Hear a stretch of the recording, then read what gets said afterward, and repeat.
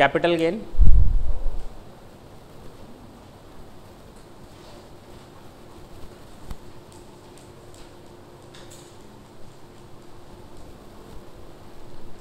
जैसे हम लोगों ने देखा था they are 5 heads of income, किस सेक्शन में देखा था? सेक्शन 4। ज़रा रिकैप करते हैं सेक्शंस को। तो सेक्शन 1 देखा था शॉर्ट टाइटल एंड कमेंसमेंट, याद है? सेक्शन 231 में पर्सन की डेफिनेशन देखी थी। सेक्शन 3 में प्रीवियस ईयर को डिफाइन किया गया था। सेक्शन 4 में चार्जेस ऑफ इनकम टैक्स था। सेक्शन 5 में स्कोप ऑफ टोटल इनकम था। सेक्शन 6 में रेजिडेंशियल स्टेटस था। Income deem to be received था सेक्शन 7 में, इन इंडिया नहीं लिखा था। Section 8 dividend income. Section 9 income deemed to accrue और अराइज इन इंडिया। सेक्शन 10, अभी तक हम लोगों ने कुछ सेक्शन 10 देखे हैं। कौन कौन से सेक्शन 10 देखे हैं? 10 ग्रेचुटी देखा था, हाँ या ना? जल्दी बैठें। तो हम लोगों ने सेक्शन 10 देखा था, किसमें? सेक्शन 10 में देखा था ग्रेचुटी। 10 ए में देखा था, 10 ए में कॉम्यूटेड पेंशन।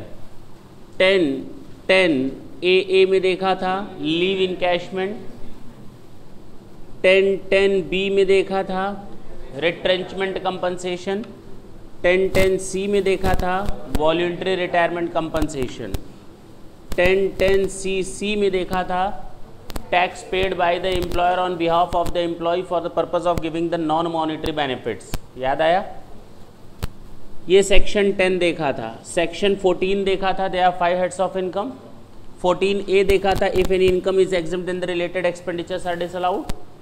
सेक्शन 15 देखा था चार्जिंग सेक्शन ऑफ सैलरी। 16(1) में देखा था स्टैंडर्ड डिडक्शन। 16(2) में देखा था एंटरटेनमेंट अलाउंसेस। सेक्शन 16(3) में देखा था प्रोफेशनल टैक्स। 17 में देखा था परक्विजिट की डेफिनेशन, हाँ या ना? याद आया? 17(1) में देखा था किसकी डेफिनेशन? सैलरी की। 17(2) में देखा था परक्विजिट की डेफिनेशन। 17(3) में देखा था profit in lieu of salary, हाँ या ना? बोलो भाई, पक्का? इसके अलावा कुछ देखा था सैलरी में? देखा तो बहुत कुछ था, एचआरए वगैरह। सेक्शन 10 13 ए एचआरए का देखा था, हाउस रेंट अलाउंसेस का। चलें, सेक्शन 22 देखा था इनकम फ्रॉम हाउस प्रॉपर्टी का चार्जिंग सेक्शन। सेक्शन 23 देखा था एनुअल वैल्यू का कैलकुलेशन। सेक्शन 24 देखा था डिडक्शंस। कौन से डिडक्शन? 24 ए देखा था इंटरेस्ट ऑन लोन, और बी देखा था उल्टा हो गया। 24 ए देखा था हम लोगों ने स्टैंडर्ड डिडक्शन, और 24 बी देखा था हम लोगों ने इंटरेस्ट ऑन लोन। सेक्शन 25 था, हाँ 25 ए 25 बी। बता सकते हैं दोनों क्या था? पहला था अनरियलाइज्ड रेंट रिसीव्ड और दूसरा था एरियर ऑफ रेंट रिसीव्ड। 26 को ओनरशिप, 27 डीम्ड ओनर। बहुत बढ़िया। 28 पीजीबीपी का charging section. 29 how to compute business income. Section 30 building पर किए गए रेवेन्यू खर्चे, प्लांट एंड मशीनरी और फर्नीचर पर किए गए रेवेन्यू खर्चे। Depreciation 33 A B tea coffee and rubber development. A B A site restoration fund. 35 scientific research. Section 35 A B B telecommunication. 35 D preliminary. Section 35 A D specified business. Section 35 D amalgamation पर किया गया खर्चा। Section 35 D A voluntary retirement पर किया गया खर्चा। Section 36 section 37 residuary expenses या residuary section. Section 38 partly business पर किया गया खर्चा और पार्टली पर्सनल किया गया खर्चा। Section 40 small a not deductions not allowed not permissible. Section 40 B book profit partnership का, याद आया होगा। Section 40 capital A, deduction permissible under certain circumstances. Section 43 B, actual payment basis पर डिडक्शन अलाउड होती हैं। 44 double A, maintenance of books of account. 44 A B, compulsory tax audit. 44 A D, presumptive basis पर क्या होता है, income माना जाता है कितना percent, 8%। A E, flying hiring trucks, transportation of goods के लिए कितना, 10 ट्रक से अधिक नहीं होना चाहिए। हो गया पक्का। इसके बीच में भी कुछ चीज़ें आई थी। सेक्शन 43(1) एक्चुअल कॉस्ट की definition. Section 2 sub section 11 block of asset. इस तरह के कुछ सेक्शंस आए थे बीच बीच में। रूल 6DD कि जब 20,000 रुपये से ऊपर का पेमेंट करते हैं तो वो डिसअलाउड होता है। तो रूल 6DD में बताया गया कि इन चीज़ों का अगर हम 20,000 से ऊपर भी पेमेंट करते हैं तो कोई दिक्कत नहीं है। आया था ना, हटाएं इसको।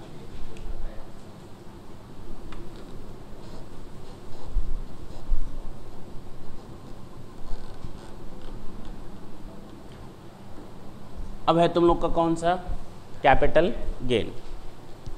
सेक्शन 45 चार्जिंग सेक्शन कौन सा है, section 45।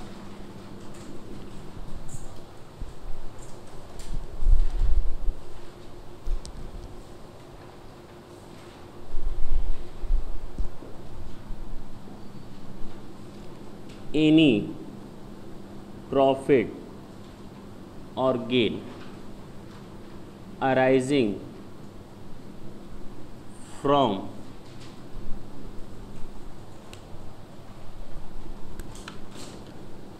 transfer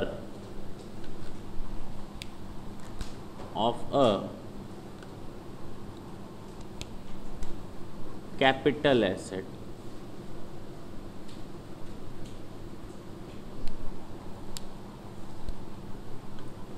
is chargeable to tax under the head capital gain in the same previous year.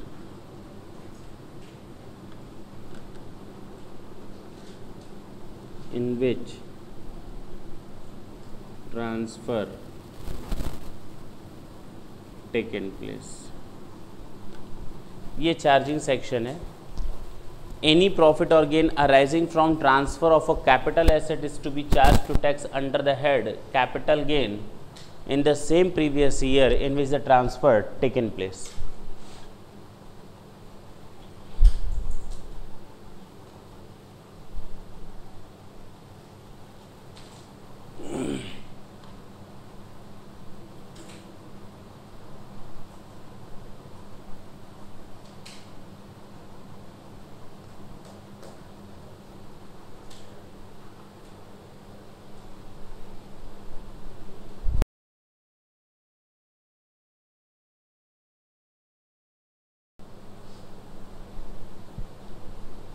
ठीक है, कोई दिक्कत इसमें?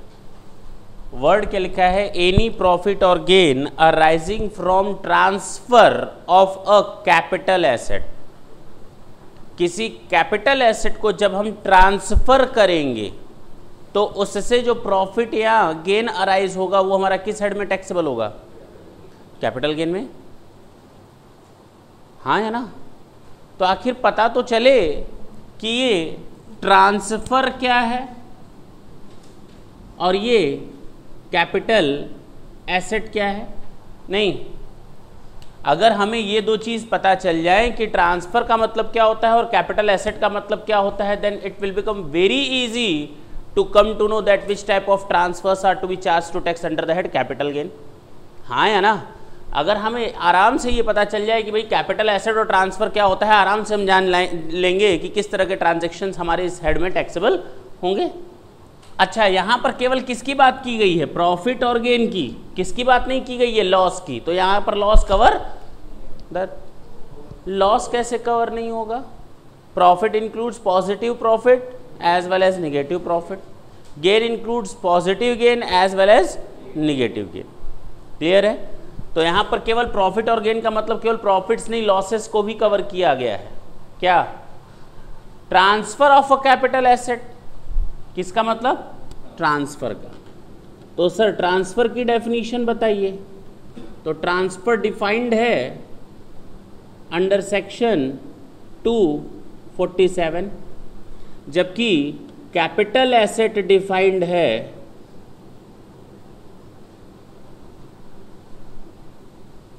Under section 2 subsection 14। ठीक है, कैपिटल एसेट की डेफिनेशन दी गई है सेक्शन 2 सबसेक्शन 14 में, जबकि ट्रांसफर की डेफिनेशन दी गई है सेक्शन 2 सबसेक्शन 47 में। कोई दिक्कत? क्या मीनिंग है कैपिटल एसेट का? जरा उसकी डेफिनेशन देखिए। कौन सी डेफिनेशन? कौन सी definition? Section 2 subsection 14। PGBP chapter और इस चैप्टर में जमीन आसमान का फर्क है। पीजीबीपी चैप्टर में हर एक सेक्शन नॉर्मली इंडिपेंडेंट था। अगर पहले के 2 कुछ सेक्शन छूट गए थे और आज अगर हम तीसरे से स्टार्ट करते हैं तो कोई प्रॉब्लम क्रिएट नहीं करता था ज़्यादा। यहाँ क्या प्रॉब्लम है? अगर कोई एक सेक्शन बेटा छूट गया तो आगे का चैप्टर का बेड़ा गर्क। ठीक, क्योंकि सारे सेक्शंस एक दूसरे के ऊपर डिपेंडेंट हैं। ठीक है ना? तो जरा ढंग से सुनना। Section 2 subsection 14 defined under section 2 subsection 14 में कैपिटल एसेट को डिफाइन किया गया है। जरा देखते हैं क्या है। कैपिटल एसेट मीन्स, सुन लो बाद में लिखना, ऑल द मूवेबल और इमूवेबल एसेट्स। सारी की सारी मूवेबल एसेट्स भी आएंगी और इमूवेबल एसेट्स भी आएंगी। मूवेबल एसेट्स का मतलब जिनको एक जगह से दूसरी जगह ले जाया जा सके, और इमूवेबल का मतलब जो अपनी जगह फिक्स हो, जैसे बिल्डिंग। ठीक है ना? ऑल द मूवेबल और इमूवेबल एसेट्स। अच्छा, मेरे बिजनेस से कंसर्न्ड एसेट है वही कैपिटल एसेट होंगी, या मेरे घर से रिलेटेड एसेट होगी तो वो होगी? हैं? दोनों। हाँ। whether these assets are connected with the business of the SSE or not, all the movable and immovable assets, whether they are connected with the business of the SSE or not, but does not include the following। अच्छा, यहाँ पर negative list बनाई गई है। यहाँ अगर हम ये लिस्ट बनाते हैं, ये फर्नीचर कैपिटल एसेट है, घर में है, घर में कैपिटल एसेट नहीं है, बिजनेस में है, कैपिटल एसेट है। अच्छा, सड़क पर रखा हुआ है, कैपिटल एसेट है। अरे किस तरह से डिफाइन करोगे? एक फर्नीचर को हमें 50 तरह से डिफाइन करना पड़ेगा, हाँ या ना? बाकी एसेट्स को छोड़ दो। फर्नीचर स्कूल में यूज़ होता है, अच्छा होटल में यूज़ होता है, अच्छा हॉस्पिटल में यूज़ होता है, हर जगह डिफाइन करना पड़ता है। उससे बचने के लिए निगेटिव लिस्ट बनाई गई। क्या बनाई गई? निगेटिव लिस्ट बनाई गई और कहा इन 5 चीज़ों को छोड़ दो, इसके अलावा जो बचे सब कैपिटल एसेट। अरे कितना आसान हो गया नहीं? इन 5 चीज़ों को छोड़ दो, 1 2 3 4 5, इन 5 चीज़ों को। अब इनको मत छोड़ देना, इन 5 चीज़ों को छोड़ दो, तो इसके अलावा जो कुछ भी बचे वो क्या है? Capital asset. अब ये पता चल जाए वो 5 चीज़ें क्या हैं। मैंने फिर बोला, ऑल द मूवेबल और immovable assets, whether those assets are connected with the business of the SSE or not। चाहे मेरे घर से रिलेटेड हो, घर से रिलेटेड ना हो, बिजनेस से रिलेटेड हो, चाहे बिजनेस से रिलेटेड ना हो, कोई फर्क नहीं पड़ता। all the movable or immovable assets, whether those assets are connected with the business of the SSE or not, but does not include the following, except the following। कौन सी वो 5 एसेट्स हैं? पहला तुम लोग अच्छी तरह जानते हो, पर्सनल इफेक्ट। मेरे घर की चीज़ें, अपने रोज़मर्रा की चीज़ें, जानते हो ना? ये कपड़ा किसका है? कैपिटल एसेट है, बोलो।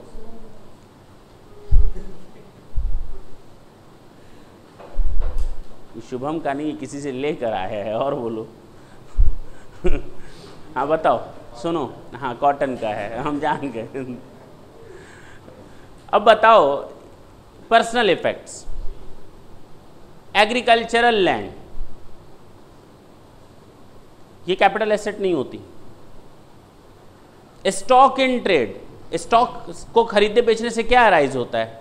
कैपिटल गेन या पीजीबीपी? स्टॉक को खरीदने बेचने से क्या अराइज होता है? पीजीबीपी अराइज होता है। उसको कहाँ से कैपिटल एसेट्स मान रहे हो? तो स्टॉक इन ट्रेड को भूल जाओ, एग्रीकल्चरल लैंड को भूल जाओ और पर्सनल इफेक्ट को भूल जाओ। दो और चीजें जोड़ी गई, नेशनल डिफेंस गोल्ड बॉन्ड्स और special bearer bond. National defence gold bond and special bearer bond. अब जरा देखते हैं क्या डेफिनेशन है capital asset.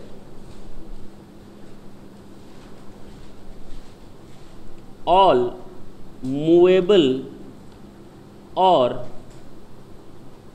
immovable assets whether connected with the business of the assessee or not,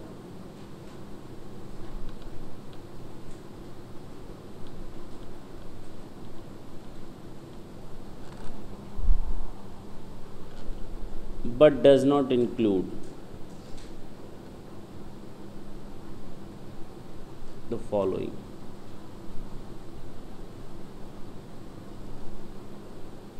पहला,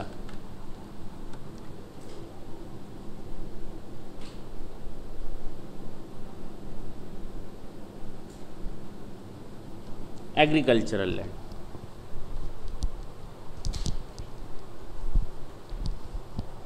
but does not include the following. First है agricultural land. कौन सी agricultural land? अब जरा थोड़ा कॉमन सेंस भिड़ाते हैं। मैंने अपने घर में, मेरा ये घर है, सुनो, तुम लोग जानते हो ना कहाँ है? शहर में है कि नहीं?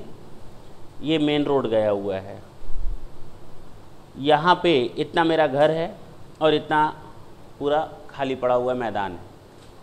मैंने सोचा इस पर हम क्या काम करते हैं? एग्रीकल्चरल एक्टिविटीज़ करते हैं, कुछ खाने पीने की चीज़ें बोते हैं, धनिया हुआ, सुआ हुआ, है कि नहीं? तो उन चीज़ों को, हाँ सोया कहते, सुआ, अच्छा सोया हमें नहीं मालूम ना। तो उसको मैंने सोचा कि एग्रीकल्चरल एक्टिविटीज़ करते हैं और घर से ही निकाल करके खाएंगे, काट काट कर, ज़रूरत पड़ी तो बेच भी देंगे। अब ये बताओ, ये ज़मीन एग्रीकल्चरल लैंड है या नहीं? अच्छा, अगर धान की खेती करें तो, आम की खेती करें तो, क्यों भाई, क्यों नहीं है? शहर में है और रोड के किनारे। ये कौन सी डेफिनेशन है? और बोलो। इसको बोला गया, ऐसे हर आदमी क्या करेगा, जमीन ले लेगा, थोड़ा सा जगह छोड़ देगा, खेती करेगा और कहेगा ये एग्रीकल्चरल लैंड है। एक आम का पेड़ बो देगा और कहेगा ये एग्रीकल्चरल लैंड है कि नहीं? हाँ, तो कहा गया कि एग्रीकल्चरल लैंड क्या होगी? विच is not situated in specified area.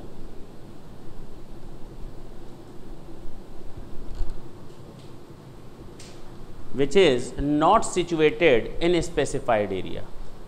यानी मेरा घर, इसका मतलब स्पेसिफाइड एरिया में सिचुएटेड है, इसीलिए वो कैपिटल एसेट है।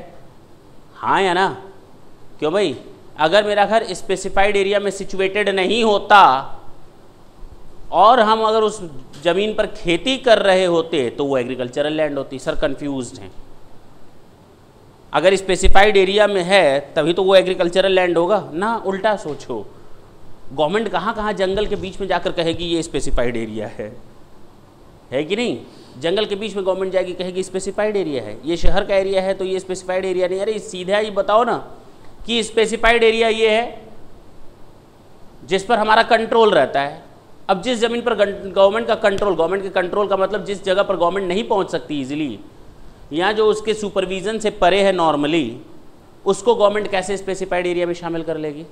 गवर्नमेंट तो उसी जमीन को स्पेसिफाइड एरिया में शामिल करेगी जहां तक उसकी नज़र जाएगी या जहां तक उसका कंट्रोल या गवर्नेंस रहेगा इजीली। बात समझे? यहाँ पर नगर पालिका है, क्या है? नगर पालिका म्यूनिसिपैलिटी है। तो कहा गया सीधी सी बात है, अगर कोई जमीन म्यूनिसिपैलिटी कॉरपोरेशन की लिमिट के अंदर आती है, अगर कोई जमीन म्यूनिसिपल कॉरपोरेशन की लिमिट्स के अंदर आएगी तो वो स्पेसिफाइड एरिया है, बात खत्म। आप उसके अंदर कुछ भी करेंगे खेती तो नहीं मानी जाएगी। आप पूरी ज़मीन पर खेती कर लो, शहर के बीच में गोल घर चौराहे पर जा करके खेती करो पूरी ज़मीन लेकर के, तो भी वो एग्रीकल्चरल लैंड नहीं है। कहीं भी ले लो, कोई भी ज़मीन जो म्यूनिसिपल कॉरपोरेशंस की लिमिट के अंदर आती है या कंटोनमेंट बोर्ड की लिमिट के अंदर आती है, कोई भी लैंड जो म्यूनिसिपल कॉरपोरेशन की लिमिट के अंदर आए, कोई भी ज़मीन जो कंटोनमेंट बोर्ड की लिमिट के अंदर आए, वो क्या है? स्पेसिफाइड एरिया है। ठीक, और स्पेसिफाइड के अंदर आने वाली किसी भी ज़मीन को हम क्या नहीं मानेंगे? एग्रीकल्चरल लैंड नहीं मानेंगे। अच्छा सर, कैसे पता चलेगा हमारी ज़मीन म्यूनिसिपल कॉरपोरेशन के लिमिट्स के अंदर है या नहीं? जब तुम लोग शहर में एंट्री करते हो बस वगैरह से तो देखते होगे सीमा प्रारंभ, सीमा समाप्त, नगर आगमन पर आपका हार्दिक अभिनंदन करते हैं, लिखा रहता है ना, तो समझ लो सीमा प्रारंभ। हाँ, इसमें सोचना क्या है, सही बता रहे हैं। अच्छा, कंटोनमेंट बोर्ड की लिमिट कैसे जानेंगे, और ये कंटोनमेंट बोर्ड क्या होता है?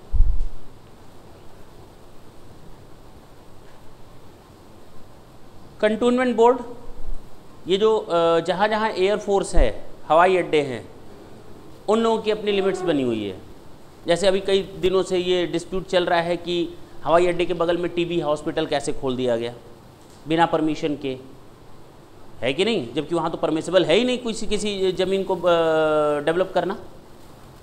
अरे 10 माले का बिल्डिंग बना दोगे, उसका जहाज आएगा रात में क्रैश कर जाएगा, डेली एक एक्सीडेंट होगा। वहाँ परमिसेबल है ही नहीं। आसपास के काफ़ी दूर तक एरिया में आप इतने फ्लोर से ऊपर की बिल्डिंग नहीं बना सकते। और गोरखपुर में, इस शहर में, इसीलिए क्या नहीं होता था? डेवलपमेंट नहीं हो पाता था। मॉल्स नहीं देखने को मिलते थे, बड़ी बड़ी बिल्डिंगें नहीं देखने को मिलती थी। अब परमिशन मिल रही है धीरे धीरे, है कि नहीं? पक्की बात है, क्यों? लेकिन यहाँ पर लिमिट्स हैं उसकी भी, किसकी? कंटोनमेंट बोर्ड की। तो म्यूनिसिपल कॉरपोरेशन की लिमिट्स या कंटोनमेंट बोर्ड्स की लिमिट आखिर गवर्नमेंट के सुपरविजन या सर्विलांस सिस्टम पर है ना, है ना? तो उसको कहा गया अगर कोई भी ज़मीन स्पेसिफाइड एरिया में है, अब चाहे म्यूनिसिपल कॉरपोरेशन की लोकल लिमिट्स के अंदर हो या कंटोनमेंट बोर्ड की लिमिट्स के अंदर हो, इस लिमिट के अंदर आने वाली सारी ज़मीनों को हम एग्रीकल्चरल लैंड नहीं मानेंगे, भले ही आप उस पर एग्रीकल्चरल एक्टिविटीज़ करते हो। अब कहोगे सर कोई एग्जाम्पल दीजिए, शहर के बीच में कोई एग्रीकल्चरल एक्टिविटीज़ होती हैं क्या? हाँ, होती है। चले जाओ गोरखनाथ के आगे, अभी भी बैकवर्ड एरिया है काफ़ी, है कि नहीं? आगे गोरखनाथ नहीं, गोरखनाथ के आगे, हम तो रहते ही हैं वहाँ पे। तो वहाँ वो क्या है, वहाँ पर अभी भी एग्रीकल्चरल एक्टिविटीज़ होती हैं काफ़ी जगहों पर। यहाँ तुम लोग नौसड़क पुल क्रॉस करोगे तो उसके बाद देखो तो ग्रीनिश एरिया आ जाता है, ग्रीन लैंड्स आ जाती हैं, आ जाती है ना, गीडा के पहले ही आ जाता है। तो क्या है, वो एग्रीकल्चरल लैंड मान ली जाएगी? नहीं, क्योंकि वो लोकल लिमिट्स के अंदर है, उसको नहीं मान सकते। ठीक, तो चाहे लोकल लिमिट्स यानी कि म्यूनिसिपल लिमिट्स के अंदर हो, चाहे कंटोनमेंट बोर्ड्स की लिमिट के अंदर हो, हम उसको क्या नहीं मानेंगे? स्पेसिफाइड एरिया, हम उसको एग्रीकल्चरल लैंड नहीं मानेंगे, वो स्पेसिफाइड एरिया माना जाएगा। अगर कोई ज़मीन इस लिमिट के बाहर है, दूसरी कंडीशन, लेकिन 8 किलोमीटर के अंदर है, कहाँ के अंदर है? ये 8 किलोमीटर यानी लिमिट्स के बाहर। अब कहोगे सर लिमिट गोलाई में होता है क्या? ना, लिमिट ऐसे ऐसे ऐसे ऐसे भी हो सकता है, अमीबा की तरह। हम तो ऐसे ही नॉर्मल बना रहे हैं, ठीक है ना? जैसे उत्तर प्रदेश है, अलग अलग होता है ना एरिया, ऐसे थोड़ी कि सारे स्टेट गोलाई में है या स्क्वायर में है, सब अलग अलग है। तो अपने काम पर लगे रहो। क्या अच्छा।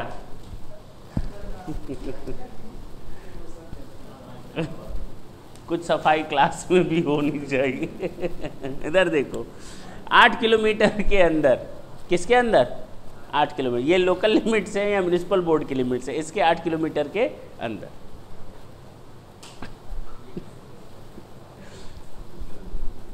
प्लस यहाँ की जनसंख्या, पॉपुलेशन अगर किसी एरिया की 10,000 लोगों से कम है, हम स्पेसिफाइड एरिया किसको मानेंगे? एक तो लोकल लिमिट्स के बाहर है, प्लस वहाँ की जनसंख्या इतने से अधिक होगी तो मान लिया जाएगा स्पेसिफाइड एरिया, या कम होगी तो माना जाएगा स्पेसिफाइड एरिया? ज़्यादा होगी। ज़्यादा होगी इसका मतलब शहर में आ गए। बात समझना, हमें शहर में ही तो शामिल करना है इसको। तो 10,000 से ऊपर की पॉपुलेशन, कॉमन सेंस की बात। यहाँ की लिमिट के बाहर 8 किलोमीटर के अंदर प्लस वहाँ की पॉपुलेशन 10,000 से अधिक है, तो वो हमारा मान लिया जाएगा क्या? क्या? Specified area. और इस एरिया में आप कुछ भी काम करेंगे तो क्या मान लिया जाएगा? एग्रीकल्चरल लैंड नहीं माना जाएगा अगर आप एग्रीकल्चरल एक्टिविटीज़ करते हैं किसी लैंड पर। तो अब कहोगे सर तो आप सीधे बोलते हैं ना म्यूनिसिपल लिमिट के 8 किलोमीटर के अंदर। अरे नहीं, मान लो किसी जगह की जनसंख्या 8,000 हो तो नहीं है, भले ही इसके अंदर है लेकिन उसको हम एग्रीकल्चरल लैंड मानेंगे। किसी जगह की पॉपुलेशन एरिया 1,000 हो तो हम उसको एग्रीकल्चरल लैंड मान लेंगे। लेकिन इसके अंदर आने वाले सारे एरिया 100% क्या है? Specified area. इसके बाहर में ही तो डाउट है, बात खत्म। क्लियर है? हटाएं इसको। तो पहला हम लोगों ने देखा agricultural land which is not to be situated in specified area. दूसरा स्टॉक इन ट्रेड।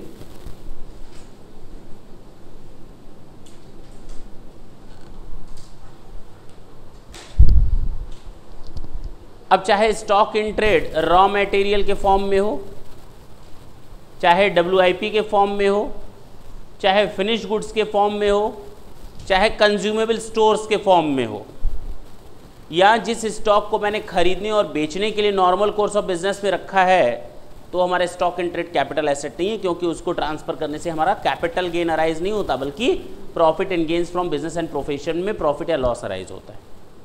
क्लियर हुआ? पक्का ना? इन दोनों में किसी को डाउट हो तो बोल लो। बोलो भाई। चलो, पॉइंट नंबर 3, पर्सनल इफेक्ट।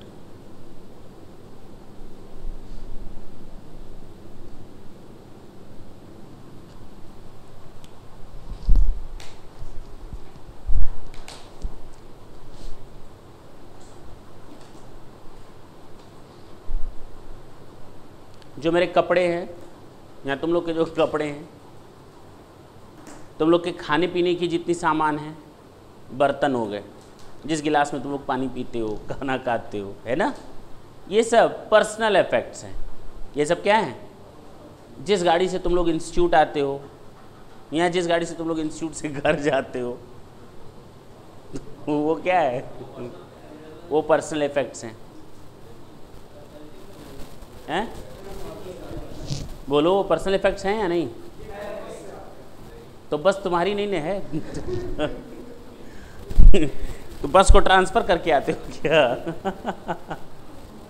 ऐसे तो तुम SRS में भी जाते हो 3 घंटे के लिए। कुछ लोग ट्रेन से जाते हैं। हाँ बिल्कुल ठीक है, जरा देखें हम। कुछ लोग घोड़े और गधे पर भी बैठ कर जाते हैं, सवार होके आते हैं और यहीं उतर जाते हैं पुल के पहले, सर लोग देख ना ले। हैं? अब ये तो तुम जानो, हम तो यही जानते, हम देखे हैं।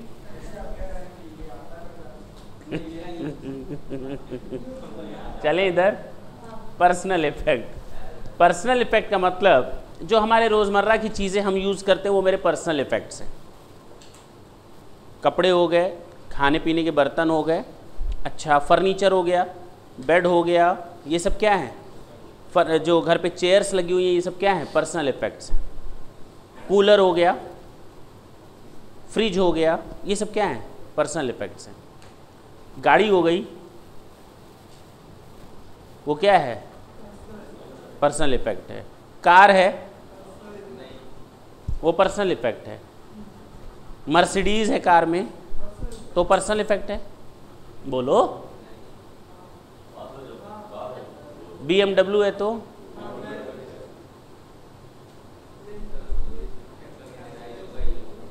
ये क्या है? पर्सनल इफेक्ट है। हाँ, इनकम टैक्स ये थोड़ी कहता है 10 रुपए की चीज़ पर्सनल इफेक्ट नहीं है और लाख रुपए की चीज़ पर्सनल इफेक्ट होगी, ऐसा नहीं होता।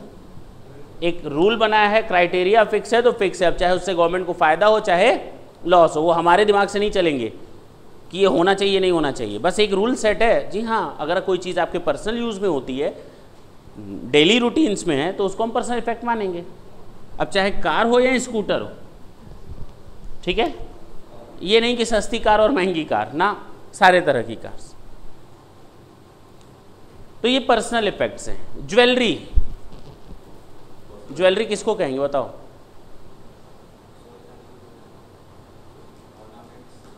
ज्वेलरी दो तरह से तोड़ी गई है।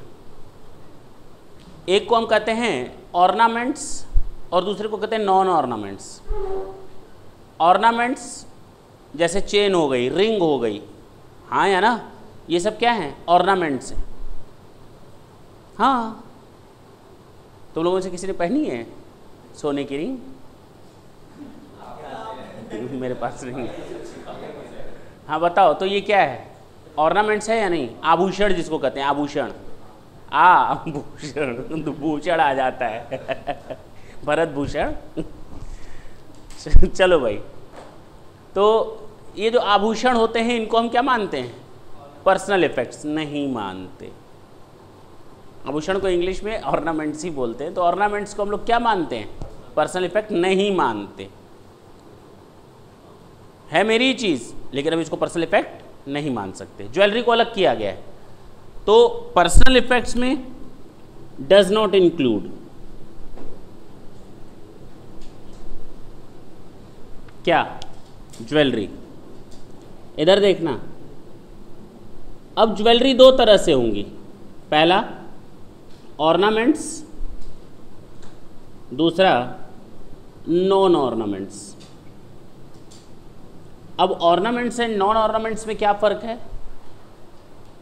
एक तो हो गई ज्वेलरी जो डेली हम लोग पहनते हैं, यूज करते हैं, ये हमारा क्या है? ऑर्नामेंट्स। किसी भी तरह से हो, लेकिन स्टॉक इन ट्रेड नहीं होना चाहिए। अगर मेरा बिजनेस ही है सोने चांदी के सामान खरीदना और बेचना, तो वहां पर वो हमारे लिए कैपिटल एसेट नहीं, वहां पर तो मेरा पीजीबीपी राइज होगा। ठीक, तो ज्वेलरी को अगर मैं ट्रांसफर करता हूं तो कैपिटल एसेट है। हाँ, देखो तो हम किस चीज की लिस्ट बना रहे हैं यहां पर, जो कैपिटल एसेट नहीं है, यानी ये चीजें कैपिटल एसेट नहीं है, और इन नहीं में भी ये चीज नहीं है, तो इसका मतलब ये चीज कैपिटल एसेट है। बात समझ में आई? यानी पर्सनल इफेक्ट में डज नॉट इंक्लूड ज्वेलरी। या ये कह सकते हो कि जो हम लोगों ने निगेटिव लिस्ट बनाई उसमें भी निगेटिव कर दिया ज्वेलरी को, तो इसका मतलब वो पॉजिटिव है। दो निगेटिव मिलकर के क्या बन जाते हैं? पॉजिटिव। माइनस माइनस मिलकर क्या होता है? प्लस। ये नॉन ऑर्नामेंट्स क्या है? तो ornaments made of gold, silver, platinum और अदर प्रीशियस और semi precious stone, that's it. Any ornaments made of gold, silver, platinum और प्रीशियस और सेमी प्रीशियस स्टोन। क्लियर है? हाँ या ना? दूसरा बताया गया कि अगर मैंने, जब जयललिता के यहाँ छापा पड़ा था, रेड पड़ी थी, तो उस समय उनके यहाँ जो मिले थे, तो ये जो फर्नीचर है यहाँ पर पूरा सोने का लगा हुआ था। बताओ, फर्नीचर, जो गिलास था उसका जो नीचे का पेंदी होता है वो सोने का था। सैंडल, उसमें भी सोने की जरी की हुई थी। साड़ियाँ, उसमें भी सोने की जरी की हुई थी, डायमंड्स लगे हुए थे। अब बताओ, क्या वो कपड़े हैं? क्या वो जूता है, मतलब चप्पल है, सैंडल है? क्या वो फर्नीचर है? कहा गया ना। चप्पल तो 100 रुपये में पड़ता है 100 रुपये में पड़ता है, 1000 रुपये में पड़ता है, 5000 में पड़ता है, लेकिन वो सैंडल तो 10 लाख रुपए का था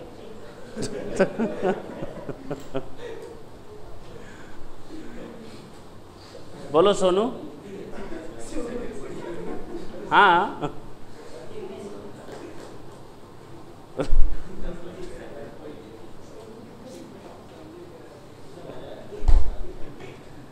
अच्छा, गिलास पानी पी रहे हैं, ऐसे देख रहे हैं तो आंखें फटी की फटी रह गई। अब उसमें क्या है? सोने का तला है। अब बताओ, जो सरफेस है वो सोने का है। अब बताओ, ये सब क्या गिलास में आएगा? गिलास तो 50 रुपये में मिलता है, 100 रुपये में मिलता है, 5 लाख रुपए का गिलास। वो ज्वेलरी है। वो क्या है? वो गिलास नहीं है, वो ज्वेलरी है वो ज्वेलरी है। वो सैंडल नहीं है, वो ज्वेलरी है, वो फर्नीचर नहीं है, वो ज्वेलरी है। वो साड़ी नहीं है, वो ज्वेलरी है। हाँ कहीं देखो तो कोट में यहाँ पर सोने का बटन, डायमंड्स का बटन, क्या है ये? वो कोट नहीं है, ज्वेलरी है। अरे इसमें हंसने वाली क्या बात है? तो बात समझ में आई? नहीं समझ में आई ये बात?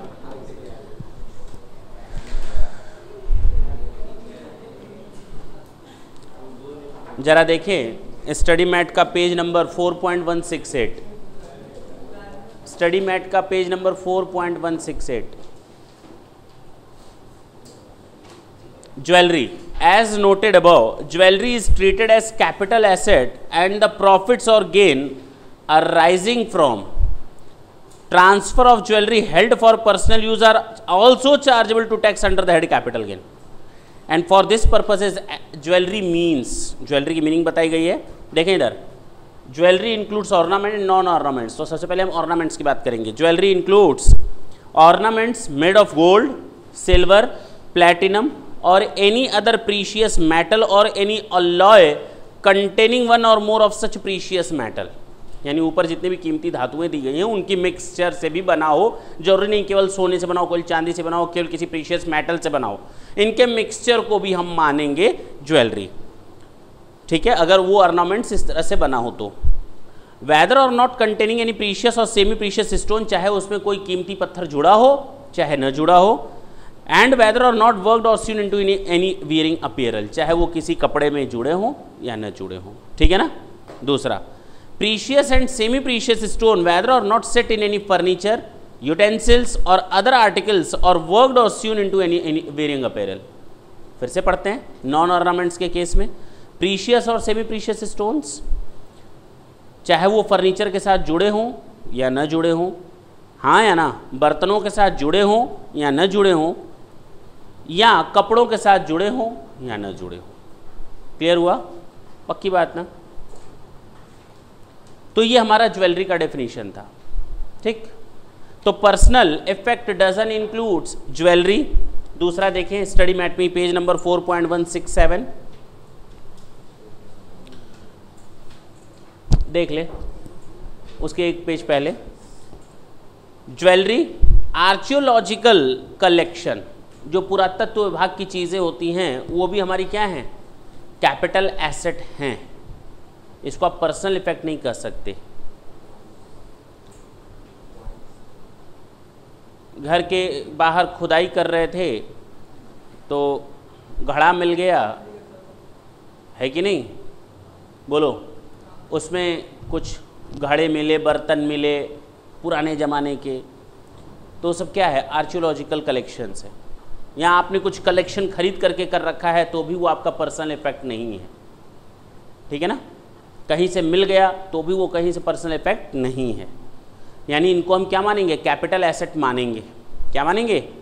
अच्छा, ड्राइंग, M.F. हुसैन की पेंटिंग ले लो, है कि नहीं? तो क्या है? ड्राइंग है, पेंटिंग है, ये सब क्या है? ये पर्सनल इफेक्ट नहीं माने जा सकते। ये सब पर्सनल इफेक्ट, भले ही आपने पैसा देकर खरीदा हो, अपने पर्सनल यूज़ के अपने ड्राइंग रूम में 10 करोड़ की एक पेंटिंग सजा कर रखी हो, 5 लाख रुपए की, 10 लाख रुपए की, 50 लाख रुपए की एक पेंटिंग सजा कर रखी हो, घोड़ा दौड़ रहा है, अरे वो फोटो खींच लेते ना, और पता भी नहीं चलता घोड़ा दौड़ रहा है। हैं? क्या बोलो? गधा था वो, उसकी पेंटिंग तुम ले लिए। घोड़ा समझ कर गधे की पेंटिंग खरीद ली। ड्राइंग, पेंटिंग, स्कल्पचर्स और एनी वर्क ऑफ आर्ट। ठीक, बोलो बोलो बोलो, बोलकर खुद ही हंस रहे हो, सबको हंसाओ। हम वही बात बोल रहे थे। घोड़ा घास खाया और चला गया। धमाल में कह रहा है कि यहाँ पर घोड़ा तो दिख ही नहीं रहा है, हरी हरी घास दिख रही है, तो कह रहा है घोड़ा आया, घास खाया और चला गया, अब आएगा थोड़ी देर में।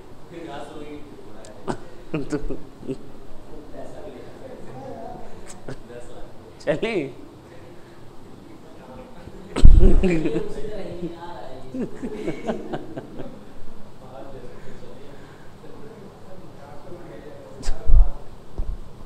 बात गलत है ना, बहुत गलत है।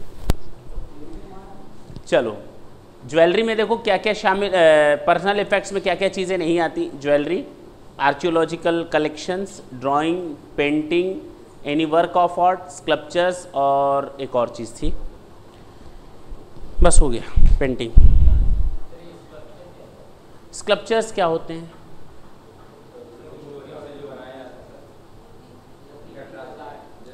पुराने ज़माने की अष्टधातु की मूर्ति या पुराने ज़माने की कोई मूर्ति है देवी देवताओं की,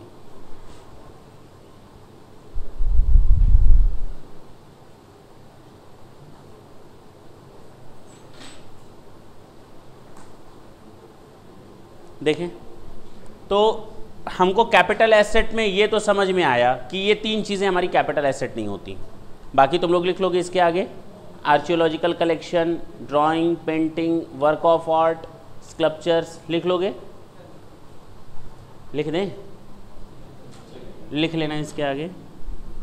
point number 4, national defence gold bond.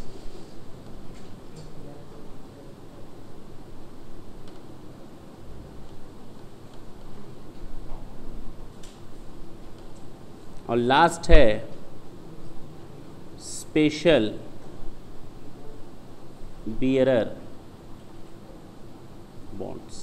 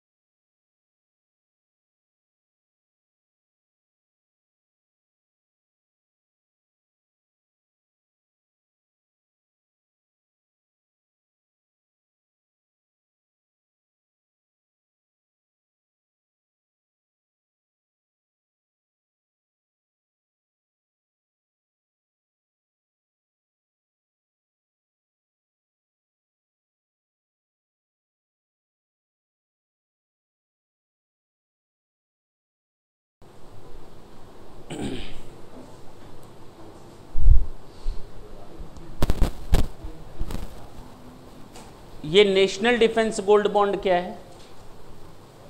National defence gold bond ये गवर्नमेंट इशू करती है। जरा सेंटेंस देखिए क्या लिखा है, उसके बाद हम जरा इसको डिफाइन करते हैं क्या पर्पज़ है। Gold deposit bond issued under the gold deposit scheme 99 notified by the central government. जब गवर्नमेंट को पैसों की जरूरत होती है, जाहिर सी बात है जो पैसे आपकी जेब में हैं, जितने नोट रखे हैं आप लोगों ने, करेंसी, उन सब के पीछे गोल्ड की सिक्योरिटी गवर्नमेंट ने दी हुई है। मतलब ऐसा नहीं होता, किसी भी देश के पास ये अथॉरिटी नहीं है कि वो जितनी चाहे करेंसी प्रिंट कर सकता है। बात समझे? उनको इंटरनेशनल रूल्स एंड रेगुलेशंस को फॉलो करना होता है अपनी करेंसी को वैलिडिटी देने के लिए, और उस करेंसी के पीछे गोल्ड की सिक्योरिटी होना जरूरी है। तो गवर्नमेंट कहती है, मान लो दो देशों के बीच युद्ध हो गया, हिंदुस्तान पाकिस्तान के बीच में क्या हो गया, युद्ध हो गया। अब जब वॉर होती है तो वहाँ पर गवर्नमेंट के पास पैसों की कमी होती है। पैसों की कमी इसलिए होती है कि हमको तोप चाहिए, गोला बारूद चाहिए, मिसाइल्स चाहिए, हाँ या ना। तो गवर्नमेंट को उस समय पैसा चाहिए होता है, थोड़े मोड़े नहीं, करोड़ों अरबों रुपए चाहिए होते हैं। तो गवर्नमेंट क्या कहती है, पब्लिक से कहती है कि भाई अब ऐसा समय आ गया तो मुझे पैसों की जरूरत है, पैसा कहाँ से लाए गवर्नमेंट, छापती चली जाए। तो देखो, तो युद्ध और जब रॉयट और सिविल डिस्टर्बेंस होता है या कुछ इस तरह का होता है, गृह युद्ध छिड़ जाता है या दो देशों के बीच में लड़ाई होती है, तो उनकी करेंसी की वैल्यू खत्म हो जाती है। लोग वहाँ पर पैसा नहीं देखते, फिर ये गोल्ड, सिल्वर, प्लैटिनम इस तरह के आइटम्स देखते हैं, उनकी वैल्यू है, हाँ या ना, सामानों की वैल्यू है। वहाँ बोरे में अगर तुम 10 करोड़ भी रख दोगे तो लोग उसको आग लगा कर चले जाएंगे, उसकी वैल्यू उस समय जीरो के बराबर है। क्यों? क्योंकि उस समय गवर्नमेंट प्रिंट करना शुरू कर देती है क्या, नोट को, और उसकी वैल्यू डिवैल्यूएट होती चली जाती है। क्लियर है? तो कागज के बराबर काम करने लगता है, हाँ या ना। तो गवर्नमेंट को क्या चाहिए आपसे, उसके पीछे की सिक्योरिटी, और आपके पास क्या रखा हुआ है, गोल्ड। तो गवर्नमेंट कहती है आप अपना गोल्ड हमारे पास रखो, आप अपना गोल्ड हमको दो, आप उसके बदले एक बॉन्ड ले लो। जब तक हम प्रॉब्लम के फेज में हैं, हम आपके गोल्ड को यूज़ करेंगे एज अ सिक्योरिटी, और 10 साल बाद, 15 साल बाद आप इसको मैच्योर करवा लेना। बात समझ में आई, हाँ या ना, बोलो। तो जैसा तुम लोगों ने अफगानिस्तान के केस में देखा होगा, अगर देखा था तो गवर्नमेंट ने अपील की थी लोगों से अपना गोल्ड ले आओ, तो लोग लाइन लगा दिए थे अपना अपना गोल्ड ले जा करके देने के लिए, क्योंकि उनको मालूम था अगर देश सुरक्षित रहेगा तो हम लोग भी सुरक्षित रहेंगे। तो उन लोगों ने अपना गोल्ड तुरंत डोनेट कर दिया गवर्नमेंट को। बॉन्ड उसके बदले उनको मिला या नहीं मिला वो बात की बात है, लेकिन उन्होंने दिया क्योंकि उसकी वैल्यू है। क्लियर है? तो यहाँ पर भी वही है, national defence gold bond. Government कहती है आप देश हित में काम आओ। अब आप देश हित में काम आ रहे हो, नेशनल इंटरेस्ट में काम कर रहे हो, और अब उसके बाद आपके ऊपर टैक्स लगाया जाए, गलत है कि नहीं है? आप जब उसको बेचोगे तो आप उस पर टैक्स दोगे। अरे मैंने तो नेशनल इंटरेस्ट की बात सोची और उस पर आप टैक्स लोगे, गलत है। तो उसको माफ़ किया गया, तो नेशनल डिफेंस गोल्ड बॉन्ड को माफ़ कर दिया गया। अब इस पर कोई कैपिटल गेन अराइज नहीं होता। अच्छा, ये स्पेशल बियरर बॉन्ड क्या है? ये भी उसी तरह का फंडा यूज़ करता है जिस तरह से गोल्ड डिपॉजिट बॉन्ड। गवर्नमेंट को जब पैसों की ज़रूरत होती है तो बियरर बॉन्ड इशू करती है। क्या इशू करती है? बियरर बॉन्ड इशू करती है। गवर्नमेंट आपसे पैसा कलेक्ट करती है। गवर्नमेंट का मेन पर्पस क्या होता है? पैसे को कलेक्ट करना। ठीक, अब जरूरी नहीं कि वॉर का समय हो ना, गवर्नमेंट ने आपसे पैसा कलेक्ट किया। अब जब इस बियरर बॉन्ड आपके हाथ में है, आपने ये नोट किसी दूसरे को दे दिया, दूसरे ने तीसरे को दे दिया, तो जिसके हाथ में होगा, बियरर होगा, वो उसको इनकैश करा सकता है। ठीक, तो इसको भी क्या किया गया? माफ़ किया गया। तो कुल मिलाकर कितनी चीज़ें हटाई गई? 5। पहला बताया गया agricultural land which is not to be situated in specified area. दूसरा स्टॉक इन ट्रेड, चाहे कंज्यूमेबल स्टोर्स हों। तीसरा बताया गया personal effect doesn't include jewellery, artwork, painting, drawing, sculptures, ये सारी चीज़, आर्कियोलॉजिकल कलेक्शन। थर्ड बताया गया एग्रीकल्चरल लैंड। फोर्थ बताया गया नेशनल डिफेंस गोल्ड बॉन्ड, और फिफ्थ बताया गया special bearer bond.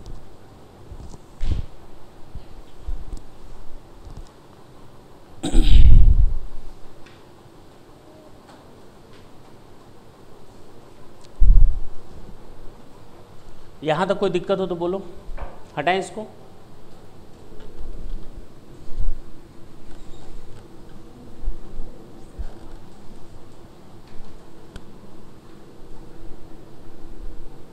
Section 247 definition of transfer.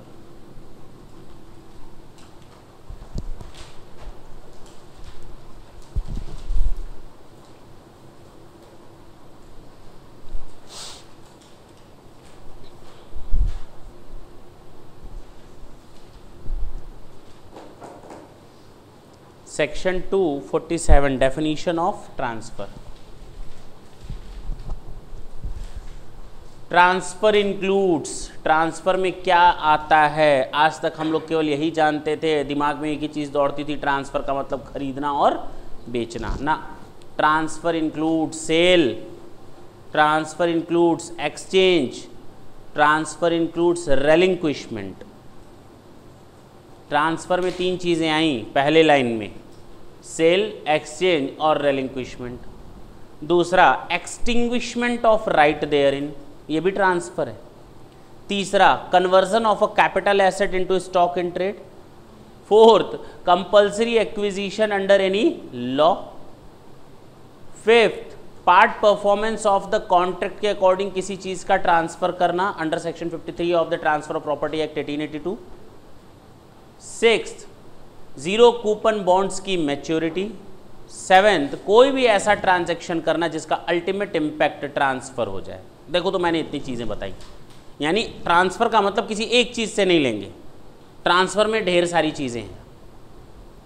तो ट्रांसफर में ये नहीं कि सर ना सामान खरीदा और बेचा, दैट इज़ द ट्रांसफर। अरे मैंने आपको ये एसेट दी, आपसे दूसरी एसेट ले ली, that is also a part of transfer.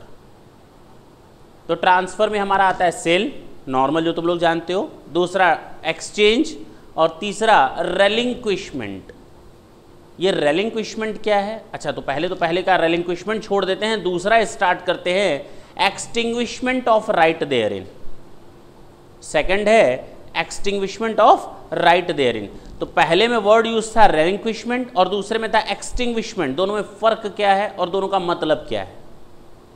पहला सेल एक्सचेंज, कोई प्रॉब्लम नहीं है। तीसरा था रेलिंक्विशमेंट और सेकंड पार्ट बताया गया था point extinguishment of right therein. Includes पहला सेल, एक्सचेंज और रेलिंक्विशमेंट। दूसरा एक्सटिंग्विशमेंट।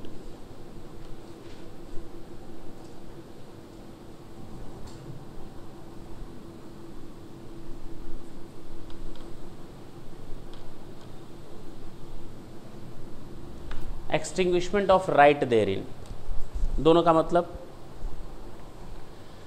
इसका मतलब है रेलिंक्विशमेंट का मतलब किसी एसेट को सेट असाइड कर देना। मेरे बिजनेस में 4 तरह की एसेट्स यूज़ हो रही थी, मैंने उसमें से एक एसेट उठाई और कोने में रख दी। फर्नीचर यूज़ हो रहे थे, ये देखो तो दूसरे कमरे में कुछ फर्नीचर किनारे रखे हुए हैं बिना यूज़ किए हुए। क्या मैंने उनको सेल कर दिया?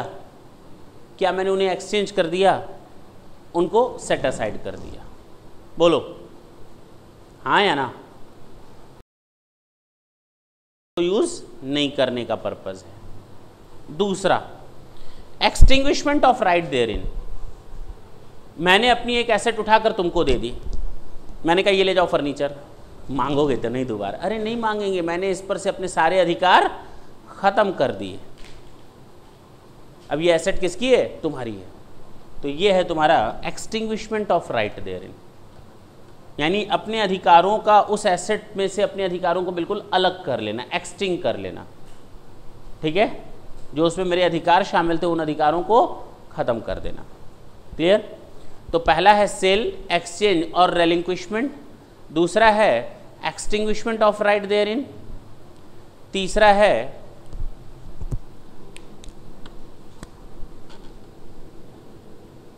Conversion of a capital asset into stock in trade.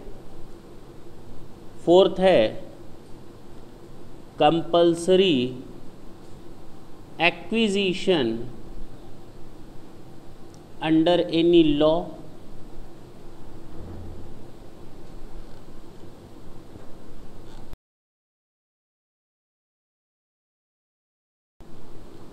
possession given under the part performance of a contract bracket में लिख दो under TPA under section 53A of transfer of property act 1882।